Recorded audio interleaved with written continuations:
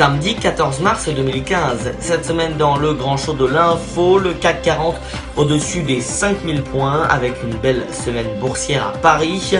Nous nous sommes rendus dans les deux grandes radios juives et musulmanes de France, dans la capitale parisienne, afin de voir que la peur envahit toujours et encore les ondes, et puis à la découverte des no-go zones définies par Fox News comme zones dangereuses dans la capitale parisienne.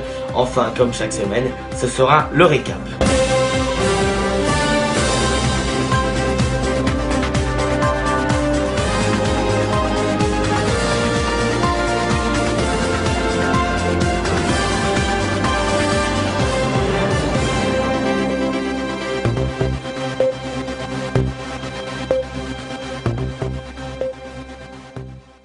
Euphorie à Paris. Après la baisse de la monnaie et du pétrole, le CAC 40 a fait une très belle semaine. Après avoir atteint brièvement les 5000 points mercredi en fin de séance, le CAC 40 a finalement clôturé cette semaine au-dessus des 5000 points, 5010 points. Toutes les explications en images. La bourse de Paris a brièvement franchi mercredi le seuil des 5000 points. Ce verrou des 5000 points est purement symbolique parce que c'est le point de départ de la crise financière. C'est donc le plus haut niveau du CAC depuis mai 2008, avant donc la faillite de Lehman Brothers et la crise des subprimes. La bourse avait ensuite touché le fond en mars 2009 avec 2519 points. L'indice a donc presque doublé depuis, mais on est encore loin du niveau de septembre 2000. Là où le CAC 40 dépassait alors les 6000 points. Ce cap des 5000 points n'est pas un seuil technique, comme par exemple les 4000 points que la bourse de Paris avait eu du mal à franchir mi-2013. Ces 5000 points ne seraient donc pas un moment de bascule important. Ce n'est pas un moment où les comportements vont changer radicalement, le moment où par exemple les acheteurs deviennent massivement vendeurs. Alors on retrouve une telle embellie ces temps-ci car pour beaucoup, aujourd'hui, les bourses européennes évoluent dans un contexte très favorable. En effet, le programme de rachat de dette publique sur le modèle de la Banque d'Angleterre ou de la Réserve fédérale américaine ou encore même de la Banque du Japon a plutôt bien démarré en début de semaine. Le montant total doit atteindre plus de 1,140 milliards d'euros d'ici septembre 2016. Et depuis l'annonce de ce programme le 22 janvier, l'indice parisien connaît une ascension continue. Il y a aussi les baisses des cours de pétrole et de l'euro ces derniers mois qui agissent comme un accélérateur économique. La BCE comme la Commission européenne ont récemment revu à la hausse leurs prévisions de croissance pour la zone euro en 2015 et 2016. La confiance des consommateurs remonte. Tout semble donc en place pour que les entreprises françaises puissent battre des records de bénéfices cette année. Et forcément, cela rend les actions plus attractives. Alors avec tout cela, on pourrait donc se dire que la bourse redeviendrait un investissement intéressant. C'est en tout cas ce que nous confirment les Échos avec ce titre jeudi matin. L'argent facile enflamme les bourses européennes. Les investisseurs reviennent donc vers la bourse et les actions classiques. Les obligations et les actions sont les instruments les plus utilisés dans la finance et l'action désigne un titre de propriété lié au capital d'une société. L'obligation est, on le rappelle, un titre de créance basé sur les dettes d'une entreprise, d'un État ou d'une collectivité locale. Les obligations sont d'ailleurs émises par les États pour leurs dettes et ont en ce moment des niveaux de rémunération proches de zéro ou du négatif. C'est l'une des conséquences de l'arrivée massive de la BCE sur ce marché obligataire. Et en ce moment, les investisseurs, lorsqu'ils prêtent à la France pour une courte durée, acceptent de perdre de l'argent. Les actions classiques, même avec un facteur risque plus important, redeviennent donc rentables, surtout sur du court terme.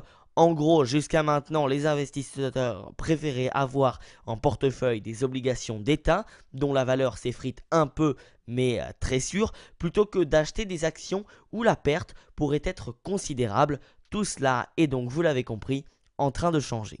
2 mois après les attentats meurtriers de début janvier, les tensions restent vives au sein des communautés juives et musulmanes. À sa manière, la peur s'est installée dans chaque camp. À Radio J comme à Beurre FM, deux radios communautaires, les auditeurs n'en finissent plus de se confier aux animateurs. Radio J, la ligne ouverte, Guy Rozanovic.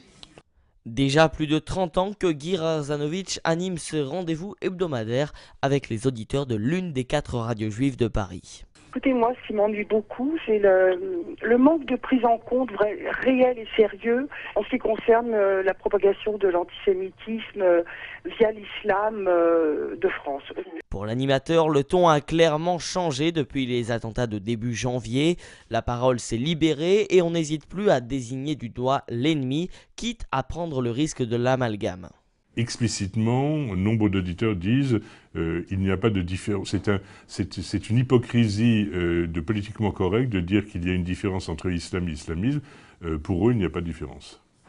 Autre sujet récurrent de la discussion, la sécurité. Frédéric Aziza en sait quelque chose. Journaliste politique, pur fondeur de l'antisémitisme, il a été placé sous protection policière au lendemain des attentats. Selon lui, les auditeurs ne supportent plus cette peur au quotidien. Les auditeurs qui appellent ici Radio J appellent en disant est-ce que je reste à Paris? Est-ce que je reste en France?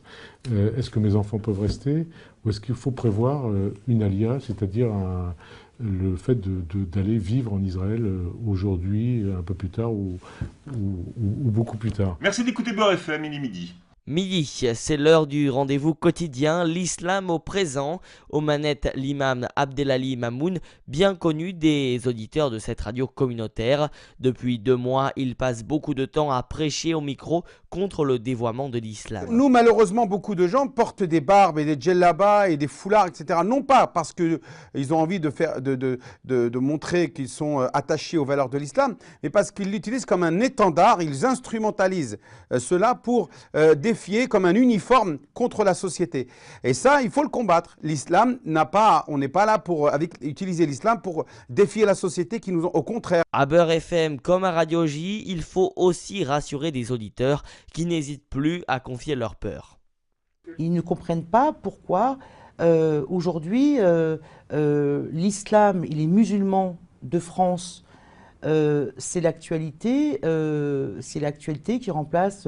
Voilà, ce matin, un auditeur nous dit « on ne comprend pas, il n'y a plus de chômage, il n'y a plus de crise, il y a le musulman ».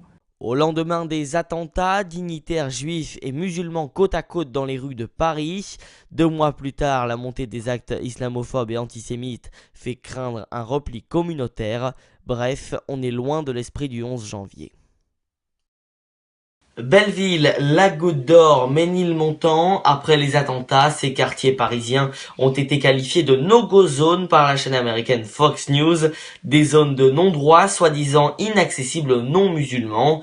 La maire de Paris a d'ailleurs décidé de porter plainte contre la chaîne américaine car la réalité est bien différente. Ces quartiers bobos pour certains, multi-ethniques pour d'autres, se visitent. Des agences de voyage y organisent même des parcours de découverte. Regardez.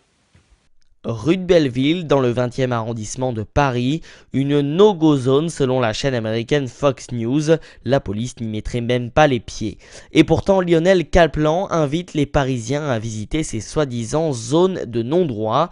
Via ce site internet, les touristes pourront bientôt entrer directement en contact avec des habitants de ces quartiers. Contacter un organisme, on va faire connaissance d'une ou de plusieurs personnes qui habitent dans le quartier et avec qui on va boire un pot, avec qui on va se promener dans un parc ou on va visiter une église ou une exposition. Car les prétendues no-go zones se visitent bien, comme Château-Rouge dans le 18e arrondissement de Paris. Nous sommes dans le quartier de la Goutte d'Or et Stéphane y organise depuis 3 ans un petit tour. Beaucoup de gens qui sont en fait de la région parisienne, qui sont de Paris, qui sont même des fois du 18e arrondissement, qui habitent 2-3 rues plus loin, mais qui n'osent pas venir dans le quartier parce qu'ils n'ont pas les codes, parce qu'ils ne savent pas comment on fait devant une boutique de wax ou une boutique de pharmacopée. Et donc avec nous, ils osent rentrer dans le quartier. Et pour guider les touristes, ceux que Stéphane appelle les passeurs de culture comme Sibi, première étape du circuit, la rue des gens et son marché. Vous avez pratiquement tous les Africains, toutes les nationalités. Pas seulement, des fois il y a les Européens aussi qui viennent acheter ces poissons parce que par rapport au prix. C'est abordable. C'est là les magasins de tissus africains. Un peu plus loin, le magasin de tissus africains où l'on découvre que Obama est le nom du dernier tissu à la mode. Ce client est venu l'acheter pour sa femme. Là, je suis d'Obama. C'est la particularité au fait. Et là, vous avez le sac. Ça, c'est Super Wash Hollandais aussi. Les sacs d'Obama, c'est-à-dire les sacs de la femme d'Obama. Dernière étape de la visite, la pharmacopée et ses produits miracles. Moi, par exemple, si j'ai des grippes, moi, personnellement, je viens à la pharmacopée et ils acceptent ces verres de karité naturelle et je mets dans les narines et quand je vais dormir. Et ça, c'est très efficace. Et dire qu'à 2 pas de cette pharmacopée en pleine no-go zone se trouve le Sacré-Cœur. N'en déplaise à Fox News, ces touristes n'ont apparemment pas sombré dans la panique. Le récap, le résumé complet de l'actualité de la semaine en vidéo et en images avec le son. Dans l'actualité, cette semaine, terrible drame en Argentine. Pendant le tournage de l'émission de télé-réalité Dropped, 8 Français et 2 Argentins sont morts dans le crash de 2 hélicoptères entrés en collision. Parmi les victimes, 3 grands sportifs, la nageuse Camille Muffat, 25 ans, la navigatrice Florence Artaud, 57 ans, et le boxeur Alexis Vastine, 28 ans. Philippe Candeloro, Alain Bernard, Jeannie Longo, Anne-Flore Maxer ou encore Sylvain Wiltord étaient aussi au casting du programme qui devait être diffusé sur TF1 cet été. L'accident a suscité une immense vague d'émotions et les rescapés ont été interrogés par les enquêteurs. TF1 n'est pas clairement mis en cause dans cette affaire puisque les candidats ne faisaient que se déplacer pour aller faire une nouvelle épreuve. TF1 qui devait proposer ce programme tout l'été, présenté par Louis Baudin. TF1 qui est donc à la recherche d'un nouveau programme pour remplacer celui-ci. Enfin, rappelons tout de même que la société de production de Dropped est la même que celle de Koh-Lanta, où le candidat Gérald Babin était mort il y a presque 2 ans, jour pour jour. L'examen de la proposition de loi sur la fin de vie déposée par l'UMP et le PS a commencé mardi à l'Assemblée nationale. 1 millier d'amendements a été déposé et mercredi, les députés ont rejeté une possible assistance médicalisée active à mourir. Le vote solennel sur le texte doit avoir lieu mardi prochain. Au Mali, un attentat a fait 5 morts dont 1 Français et 1 Belge dans un restaurant de Bamako. Ils ont été abattus par un commando qui a ouvert le feu à l'arme automatique dans la rue Princesse, artère très fréquentée, notamment par les Occidentaux. L'ambassade de France conseille la prudence à tous les ressortissants français et le lycée français justement a été fermé pendant 48 heures afin de mieux sécuriser l'établissement. Près d'une semaine après l'attentat qui a été revendiqué par Al-Mourabitoun, le groupe djihadiste de l'Algérien Mokhtar Belmokhtar, l'enquête se poursuit et 5 personnes sont toujours recherchées. Enfin, on a appris que le lendemain, toujours au Mali, 2 enfants et un casque bleu tchadien ont été tués à Kidal, dans le nord-est du pays, par des tirs de roquettes. Le ton monte dans le dossier du nucléaire iranien, ouvertement hostile à l'accord qui se dessine. Les sénateurs républicains américains ont décidé de mettre les choses au clair en écrivant à Téhéran pour rappeler que seul le Congrès des États-Unis avait le pouvoir de lever définitivement les sanctions contre l'Iran. Les négociations autour de ce nucléaire iranien doivent reprendre à partir de lundi 15 mars en Suisse. L'Islande a rendu sa réponse jeudi, elle a retiré sa candidature d'adhésion à l'Union européenne. Le pays a tout de même tenu à préciser qu'il voulait maintenir des relations et une coopération étroite avec l'Europe. L'Islande reste donc liée avec l'Union européenne dans le cadre de la Convention de Shenzhen qui permet la libre circulation des personnes. Et puis enfin on termine ce récap par l'actualité techno et le 9 mars Apple a donc présenté officiellement sa montre connectée qui sera disponible à partir du 24 avril en France et si ce n'est pas la première du genre, celle d'Apple était très attendue et tout le monde voulait savoir comment la société allait, comme avec les smartphones, révolutionner l'industrie des montres connectées, vendues de 400 à 18 000 € sur 20 modèles différents. Apple a également annoncé un nouvel ordinateur portable. Voilà pour l'essentiel de l'actualité de la semaine, c'était le récap.